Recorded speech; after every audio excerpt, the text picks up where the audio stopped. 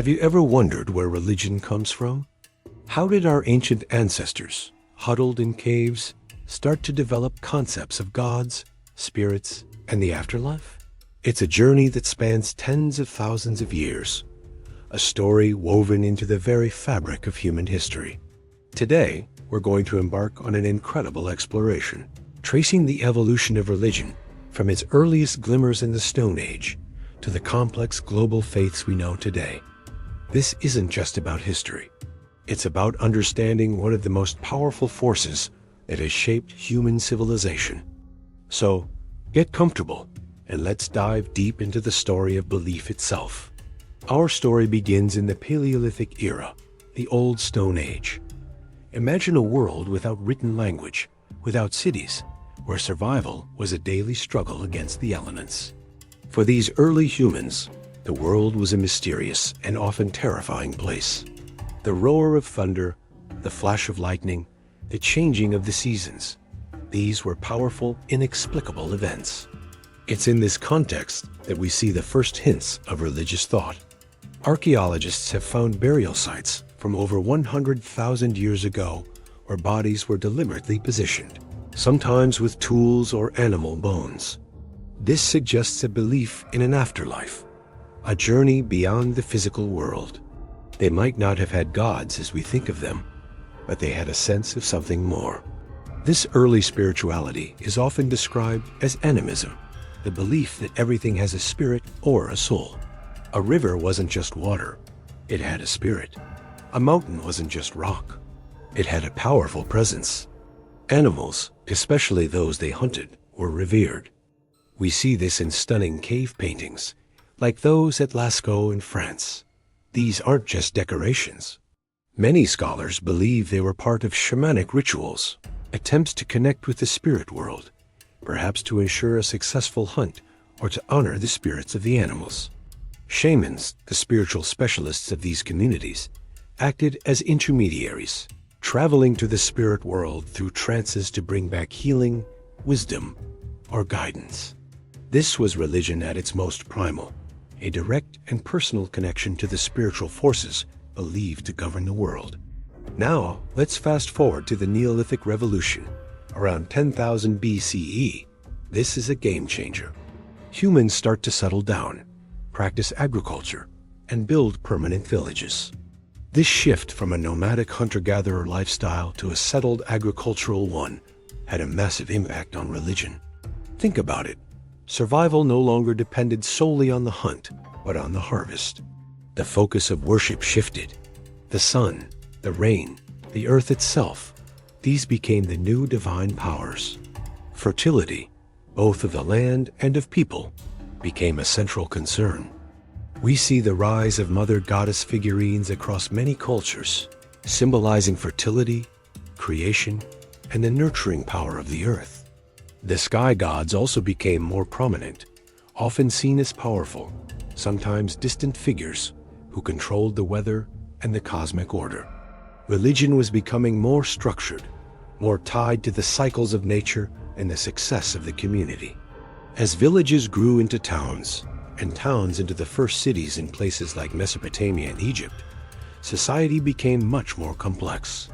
You had rulers, soldiers, artisans, and priests.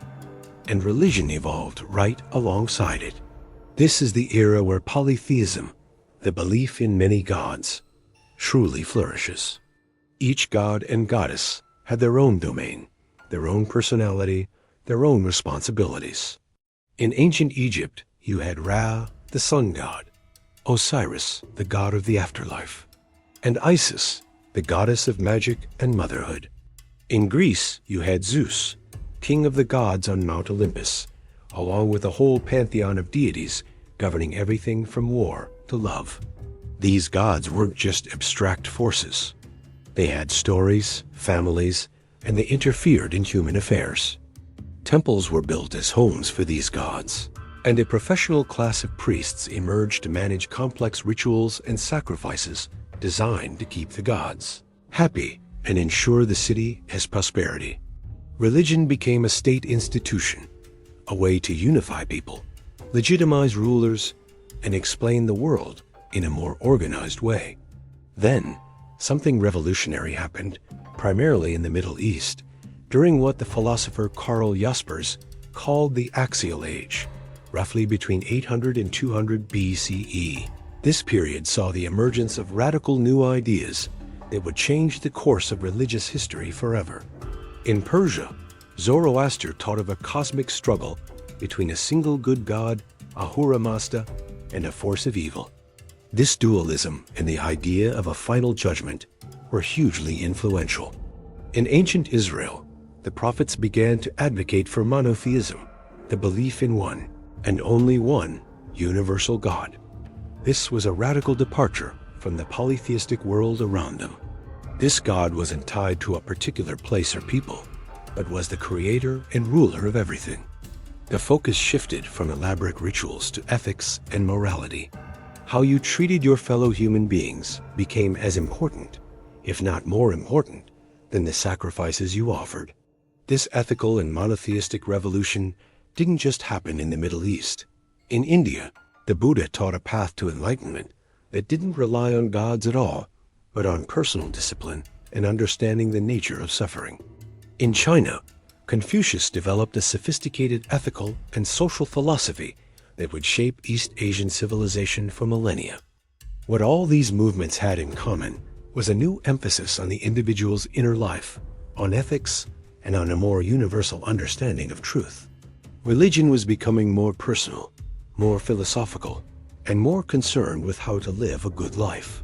These Axial Age religions, particularly Judaism, Christianity, and Islam, the Abrahamic faiths, went on to become global forces. They shared a common root in monotheism and a focus on Scripture, a holy text believed to contain divine revelation. Through a combination of missionary work, trade, and sometimes conquest, these faiths spread across continents. Christianity became the dominant religion of the Roman Empire and then Europe. Islam spread rapidly from the Arabian Peninsula across the Middle East, North Africa, and beyond. Buddhism traveled from India along the Silk Road into China, Japan, and Southeast Asia.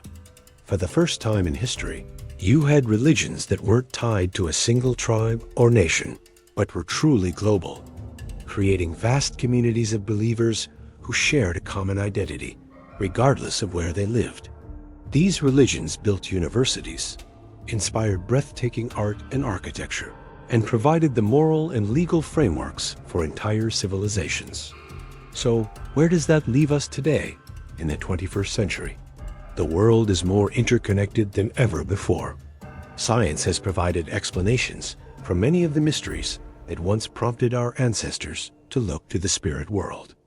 In some parts of the world, particularly in the West, traditional organized religion is on the decline. Secularism, the separation of religion from government and public life, has become a powerful ideal. More and more people identify as spiritual but not religious, seeking personal meaning and connection without adhering to the doctrines of a specific faith. They might practice meditation, find solace in nature, or draw inspiration from a variety of different spiritual traditions. This is a new, more individualized phase in the evolution of belief. At the same time, for billions of people around the globe, traditional religion remains a vital and central part of life. In many regions, faith is experiencing a powerful resurgence. Religion continues to inspire acts of incredible charity and compassion, to provide comfort in times of hardship, and to build strong, supportive communities. It also, unfortunately, continues to be a source of conflict and division. The story is far from over. From the shaman's trance in a flickering cave, to the grand temples of ancient cities, to the global faiths that connect billions, and the personal spiritual quests of today, the evolution of religion is a profound story. It's the story of humanity's unending search for meaning, purpose, and connection in a vast and mysterious universe. It shows us how our understanding of the divine has changed as our societies have changed. What do you think the next chapter in this incredible story will be? Let me know your thoughts in the comments below. Thanks so much for joining me on this journey through time. If you found this fascinating, please hit that like button and subscribe for more deep dives into the stories that shape our world. See you next time.